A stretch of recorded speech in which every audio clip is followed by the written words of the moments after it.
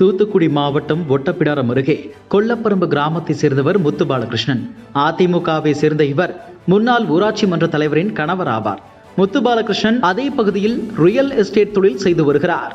இந்த நிலையில் கடந்த ஜூன் 24ஆம் தேதி முத்து பாலகிருஷ்ணன் தனது பைக்கில் வெளியே சென்றுள்ளார். சந்திரகிரி அருகே சென்றபோது கல்குவாரியில் கற்களை ஏற்றிக்கொண்டு வந்த லாரி திடீரென முத்து பாலகிருஷ்ணன் மீது நேருக்கு நேராக மோதியது. இதில் சம்பவ இடத்திலேயே உடல் நசுங்கி முத்து பாலகிருஷ்ணன் உயிரிழந்தார்.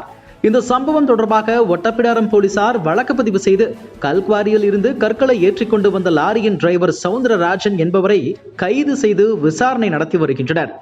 உயிரிழந்த முத்து பாலகிருஷ்ணன் சடலத்தை வாங்க மறுத்து உறவினர்கள் தூத்துக்குடி அரசு மருத்துவமனையில் போராட்டத்தில் ஈடுபட்டனர். கல்குவாரிக்கு 650 ஏக்கர் நிலம் வாங்கி கொடுத்த விவகாரம் மற்றும் உள்ளாட்சி தேர்தலில் முன்விரோதம் போன்ற காரணங்களுக்காக முத்து பாலகிருஷ்ணன் மற்றும் அதே பகுதியை சேர்ந்த திமுகவை சேர்ந்த ஊராட்சி மன்ற தலைவரின் கணவர் கருணாகரன் இடையே மோதல் போக்கு நிலவி வந்துள்ளது.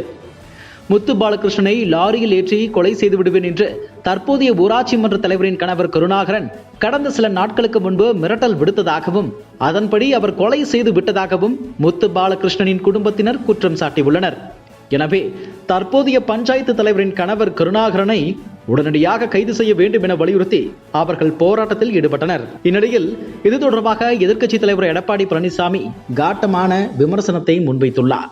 இதுகுறித்து எடப்பாடி பழனிசாமி வெளியிட்டுள்ள பதிவில், தூத்துக்குடி மாவட்டம் ஒட்டப்பிடாரத்தில் அதிமுக நிர்வாகி முத்து பாலகிருஷ்ணன் அவர்களை திமுக நிர்வாகி கருணாகரன் உள்ளிட்டோர் லாரி ஏற்றி படுகொலை செய்ததாக வரும் செய்தி அதிர்ச்சி அளிக்கிறது.